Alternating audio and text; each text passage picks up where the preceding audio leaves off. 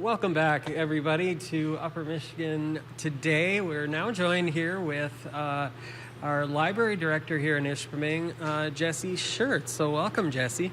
Thank you. It's nice to be here. Yeah. Thanks a lot for joining the conversation. I mean, libraries are such incredible community resources. March is also National Reading Month, and so I mean, we're kind of rounding out that. But I just want to hear about the state of the library today. How are things looking for the Ishpeming Carnegie Public Library? Things are looking great for the Ishpeming Carnegie Public Library. We have a wide range of programs happening all of the time. We are preparing for National Poetry Month in April and getting ready. We're currently planning our summer reading program, which is 9 weeks of a lot of programs for all ages. So that's And you brought up the programming, which is a huge source of pride for me as a member of the council. You guys put on so many programs and host so many different people. Can you tell me a little bit about the stats and how they compare not just to other libraries, but to bigger libraries that you guys are kind of, you have better numbers than even some, and how you've done that?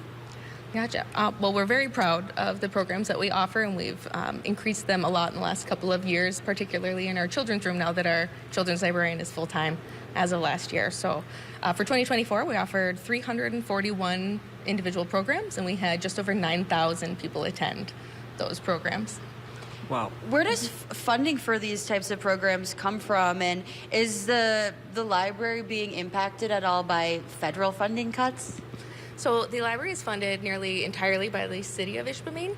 We do have library contracts for service with 5 townships as well. We don't receive any direct federal funding, but the cuts to the Institute of Museum and Library Services will affect us directly if they're not reinstated or funding found elsewhere, particularly with our statewide interlibrary loan program, Melcat, and the Michigan E-Library digital resources. And that's a really great resource for people that don't know about it. Can you explain a little bit more about how that works and the impacts that service has had on the people that use the Ishpeming Carnegie Public Library? Absolutely. So Melcat is a statewide sharing system for library materials. There are just over 340, I believe, libraries who participate, and there are 34 million items available across all of those libraries. Just last year, 1 million were loaned statewide. For Ishpeming in particular, we borrowed 2,261 items through Melcat last year, which made up over a quarter of our interloans. We don't have a checkout limit at our library. We have a lot of homeschooling families who take advantage of that in a positive way, and it will really affect what's available for them, unfortunately, in the future. That's amazing, to talk about just, how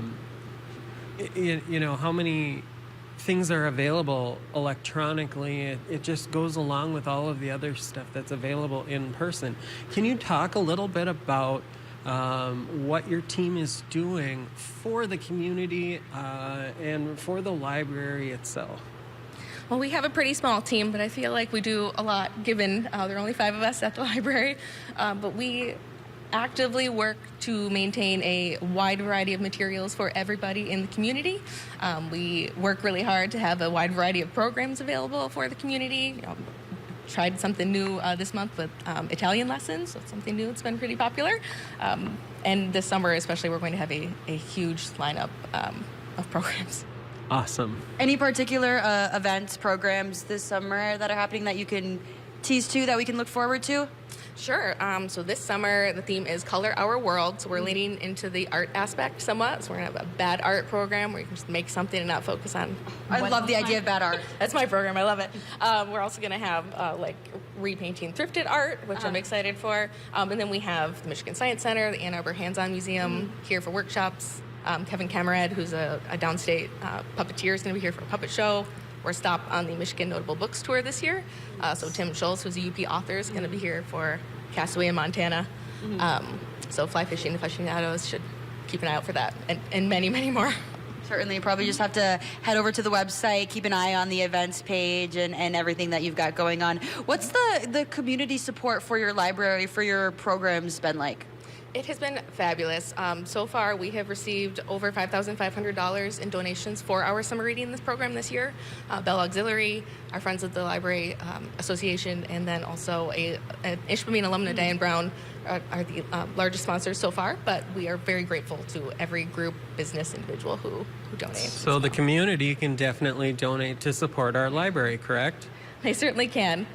They can donate for book purchases, or typically it's a lot of programming. Excellent. Is there anything else you'd like to share with us, with our viewers, before we go here, Jessie? I would just like to say thank you for utilizing your local library, whether it's us or any other library.